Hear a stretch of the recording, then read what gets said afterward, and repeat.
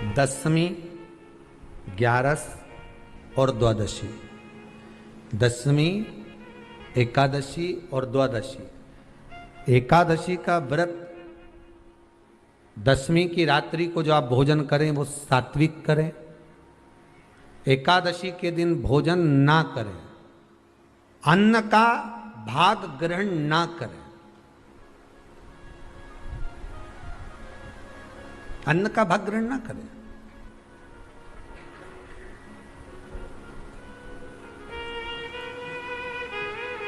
कितना सुंदर कहा है महाराज जी। यदि आपके यहां पर गौ माता है, आपके घर में अगर गौ माता विराज रही है, आपके घर में अगर गौ माता है, गाय की अगर आप सेवा कर रहे हैं, अच्छा कितना सुंदर लिखा है धेनु मानस में। गीता प्रेस गोरखपुर की गौ अंक को निकालकर पढ़िए कल्याण का, उसमें लिखा है ब्रह्म मुहूर्त में सुबह के समय पर गाय की पूंछ को पकड़कर या गाय की रस्सी को पकड़कर जो 2 कदम भी चल लेता है, उसके लिए भगवान विष्णु बैकुंठ का मार्ग और कुबेर का मार्ग प्रशस्त कर कर खोल देता। जरा पढ़िए धेनु मानस को, पढ़िए गौ अंक, पढ़िए गीता प्रेस गोरखपुर का कल्याण का अंक निकाल कर पढ़िए कि गाय का मात्र रस्सी पकड़कर 2 कदम चलने वाले के लिए मार्ग प्रशस्त हो जाता। एकादशी के दिन अगर आपका व्रत है तो आप भूलवश भी डब्बे में रखी हुई रोटी गाय को ना देते हुए कुछ थोड़ा सा फल, फलहार, कोई केला, कोई सेब, जो आप खाते हो, अंगूर, पपीता, जो आप ग्रहण कर रहे हो, उसका थोड़ा सा भाग आप गाय को प्रदान करो। आप गाय को दीजिए।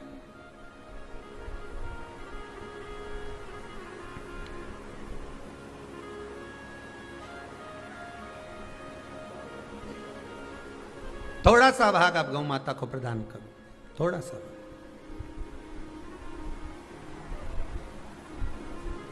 सारे व्रतों में केवल एक व्रत ऐसा होता है एकादशी का, जिसका उद्यापन पहली एकादशी पर भी कर सकते हो। सारे उद्यापन में केवल एक उद्यापन ऐसा होता है, सारे व्रतों में एक व्रत का उद्यापन ऐसा होता है, वो है एकादशी का। ये जरूरी नहीं कि 26 पूरी होगी तभी तुम करोगे, या तो पहली में ही कर लो या फिर 26 पूरी हो तब कर। पर उद्यापन, अगर तुमको ऐसा लगे कि हाँ मैं अभी तो जीऊंगी हो, अभी तुम्हारा बाल भी धोला नहीं हुआ, तुमको ऐसा लगे तो अभी तो मैं तो बढ़िया, तो फिर भले मत करो। पर एकादशी का नियम कह रहा है, एकादशी का यहाँ 18 नियम में से एक नियम कह रहा है कि एकादशी का उद्यापन पहली एकादशी पर भी हो सकता है, पहली पर भी कर सकता है, फिर तुम्हारा मन पड़े तब। क्यों? तो पहली पर करने से क्या फल मिलेगा? तो एकादशी की नियमावली कहती है, अगर मान लो आपने पहली एकादशी पर भी उद्यापन कर लिया, इसके बाद में जितनी एकादशी करोगे वो सारी तुम्हारे खाते में जुड़ती जाएगी। मतलब बैंक में खाता खोल लो, ठीक है? खाता खोल लिया, अब जितना कमाता जाओगा उसमें डालते जाओ, जितनी कमाई करके लाओगे उसमें जमा करते जाओ। एकादशी एक बार उद्यापन पहले में भी हो गया तो बाकी का पुण्य तुम्हारे खाते में आ जाएगा, उसका पुण्य। एकादशी का उद्यापन बड़े महीने में माघ शुक्ल एकादशी के दिन, माघ का महीना हो, शुक्ल पक्ष की, जम के बोलिए, एकादशी हो, प्रयास करना कि आप उद्यापन करें। भले 5, 10, 11, 12 जितनी एकादशी हो जाए, 26 हो जाए तो ज़्यादा अच्छी है, नहीं तो आप करें तो माघ महीने की शुक्ल पक्ष की एकादशी के दिन आप उद्यापन करें। प्रयासरत करें, प्रयासरत। बड़े महीने के अंतर्गत जो उद्यापन, हाँ चतुर्मास के अंतर्गत उद्यापन नहीं होता एकादशी का, बहुत ध्यान दीजिएगा हमारा। ये जो सावन भादो कुंवर कार्तिक जो 4 महीना होते हैं भगवान के शयन करने के, इसके अंतर्गत एकादशी का उद्यापन नहीं होता, और इसके अंतर्गत उद्यापन करना भी नहीं चाहिए एकादशी। महाराज एकादशी का उद्यापन माघ महीने की शुक्ल पक्ष की एकादशी के दिन आप बहुत प्रेम से आनंद के साथ करिए महाराज। परंतु एकादशी के उद्यापन में सबसे ज्यादा अगर कुछ जरूरी होता है तो 24 तरह का नैवेद्य जरूरी होता है। कितने तरह का? 24 तरह का नैवेद्य। अब आप कहोगे गुरुजी उद्यापन हम कर रहे हैं एकादशी का, तो उसमें तो फलहार का हमें नैवेद्य बनाना चाहिए। तो फिर ये पुराण के अंतर्गत स्कंद पुराण में ये चीज लिखी है कि एकादशी का जब उद्यापन करते हैं तो 24 तरह का नैवेद्य बनाकर सिद्ध करते हैं। 24 तरह का नैवेद्य जान रख लेना का हलवा बना लो, खीर बना लो, पूड़ी बना लो, सब्जी बना लो, पकोड़ा बना लो, भजिया बना लो, ऐसे 24 तरह का नैवेद्य अलग अलग चाहिए। पर लोग क्या करते हैं, खोपरा पाक बनवा लेते हैं 1-2 किलो और 24 जगह रख देते हैं। स्वीकृत नहीं है। 24 तरह का नैवेद्य रखा जाता है। महाराज एकादशी के दिन भगवान के पूजन का पूरी तैयारी कर कर मंडल आदि बनवाकर विद्वान ब्राह्मण को बुलाकर, कर्मकांडी ब्राह्मण को बुलाकर जो भगवत सेवा में एकादशी का उद्यापन कराए, उन ब्राह्मण के चरणों को नमन कर कर, प्रणाम कर कर एकादशी का पूजन करवाइए और उस मंडल की पूजन कराकर हवन द्वादशी को कराइए। एकादशी को हवन नहीं। एकादशी के उद्यापन का जो हवन होता है वो द्वादशी को।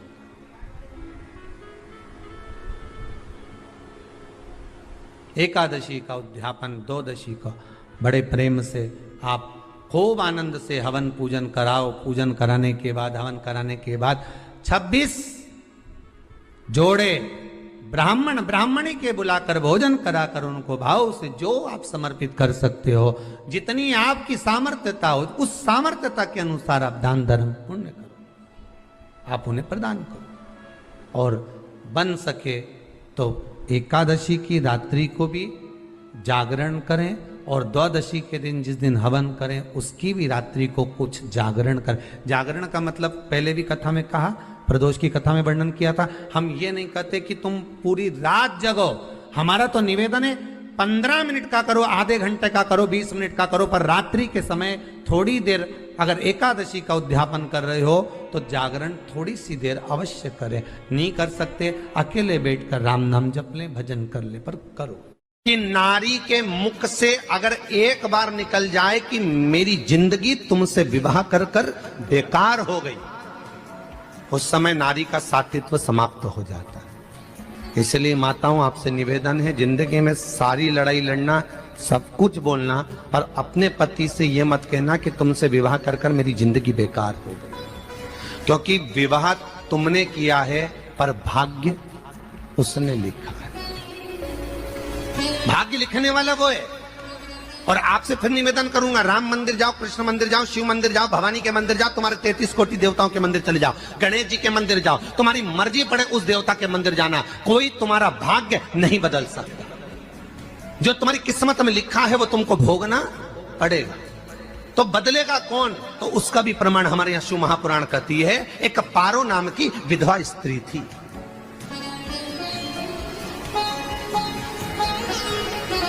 क्या नाम है उसका? नाम पारो। विधवा है, पति नहीं है, एक बेटा है। और विधवा स्त्री जो थी वो गर्भ से थी, उसका संतान नहीं हुई थी, पति मर गया था, वो गर्भावस्था में बेटा रह गया और पति चले गए। पारो बड़ी दुखी थी, भगवान का भजन करती बहुत, घर में कुछ भी नहीं था। जो व्यापारी जो धन था उसके पति का वो सब लोग खा गए। जब जैसे व्यक्ति जब तक जीवित है तब तक संसार उसका है, जैसे ही वो गया उसका सारा धन भी उसके साथ चला गया। व्यापार धन रो। पारो आंखों से अश्रु बहता है, नैनों से जल बहता है, नैनों से बिंदु बहता है। और पारो की आंखों से जब आंसू बह रहा है, अश्रु निकल रहा है, जल बह रहा है, बेटे को जन्म दिया। उसने सोचा अपनी जिंदगी तो बेकार हो गई, पर बेटा जन्म लिया तो इसका नाम अच्छा रख दूं तो हो सकता है भाग्य आगे अच्छा हो। तो उसने उसका नाम भाग्य सिंह रख दिया। क्या नाम रखा? भाग्य सिंह। भाग्य अच्छा रहेगा इसका तो हो सकता है कुछ अच्छा कर ले। पर बेटे की भी किस्मत इतनी प्रबल नहीं थी। माँ जगह जगह बर्तन मांझ कर काम कर कर बच्चे का पालन कर ली। बच्चा थोड़ा बड़ा हुआ। माँ मेरे सारे मित्र सेठ हैं, अब मेरा ही किस्मत, मेरा ही भाग्य ऐसा क्यों है? मेरी ही किस्मत ऐसी क्यों है? ऐसा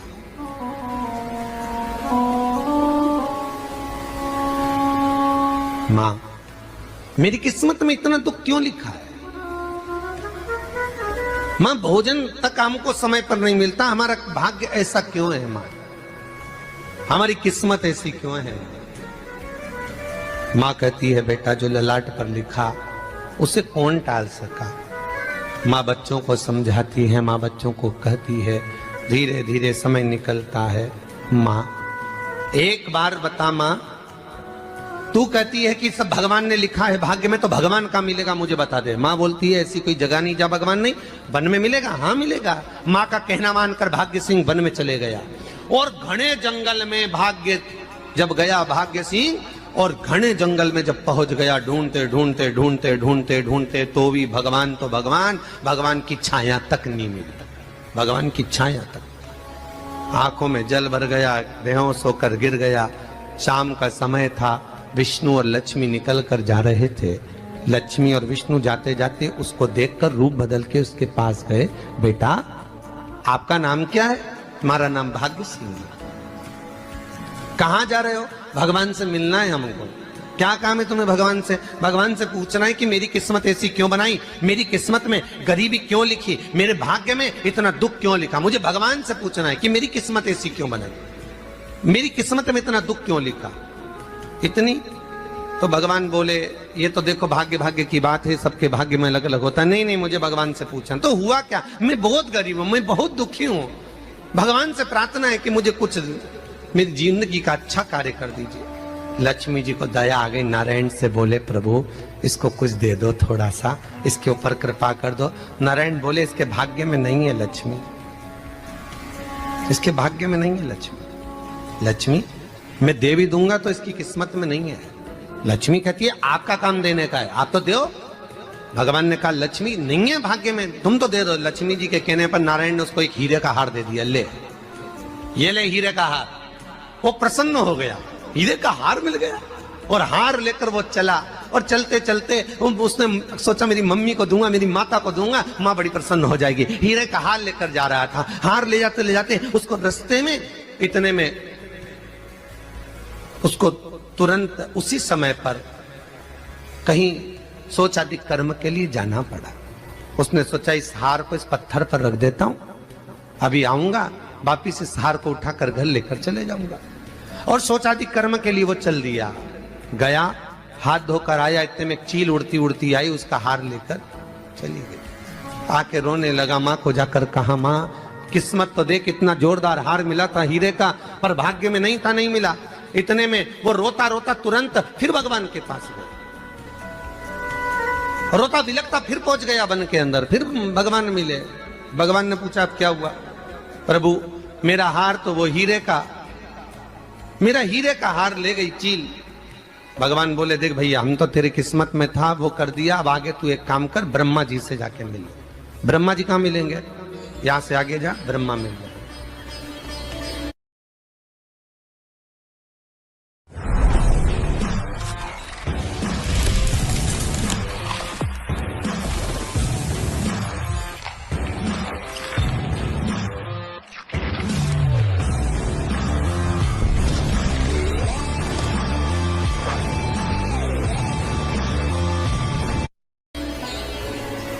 ब्रह्मा के पास गए। ब्रह्मा जी ने कहा क्या हुआ? ब्रह्मा जी मेरे भाग्य में गरीबी लिखी है, कुछ अच्छा कर दीजिए। ब्रह्मा जी कहते हैं तुम्हारा भाग्य में जो लिखा है वो तुम्हें भोगना पड़ेगा। नहीं नहीं, आप कृपा करो। लक्ष्मी जी ने नारायण से कहा इसको कुछ कृपा कर दो। तो भगवान ब्रह्मा जी ने कहा चलो इसका भाग्य बदलने के लिए एक हीरे की अंगूठी दे देता हूं।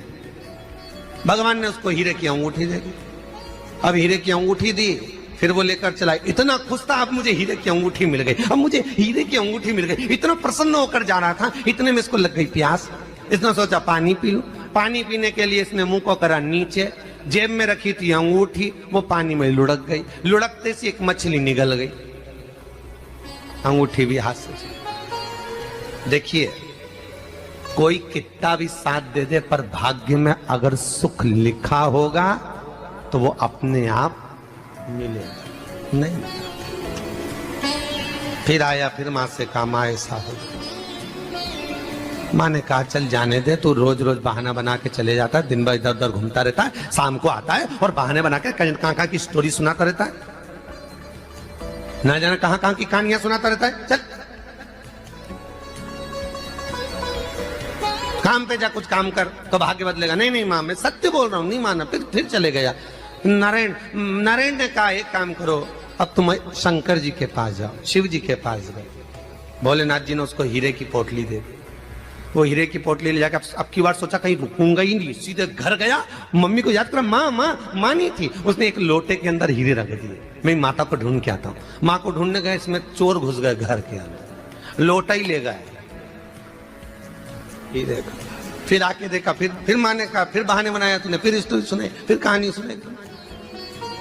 माँ मैं सत्य कह रहा हूं, सत्य कह रहा हूं। आखिरी में हार गया। फिर भगवान विष्णु और ब्रह्मा ने एक ही बात कही, तू शंकर के मंदिर की चौखट पर जा।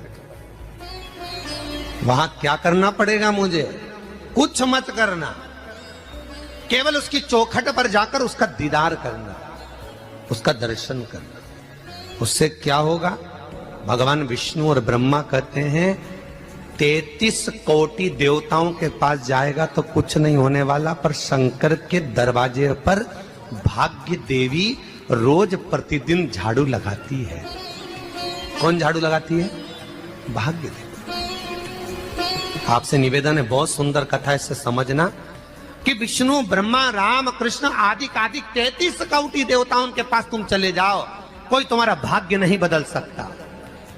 हाँ, अगर भाग्य देवी का तुम स्मरण करो, किसी मंदिर में जाना तो ये भगवान से कहना भगवान लक्ष्मी दो। भगवान से लक्ष्मी मत मांगना, भगवान से कहना मेरा भाग्य ऐसा कर दो, या भाग्य देवी की कृपा मुझ पर बरसा दो जिससे मेरा भाग्य बदल जाए, कुछ अच्छा हो जाए मेरी जिंदगी में। तो जाके शंकर के मंदिर के बाहर खड़े हो, भाग्य देवी मां झाड़ू लगाती है, भाग्य देवी उनकी चौखट पर बैठी रहती है। तू जा, उससे क्या होगा?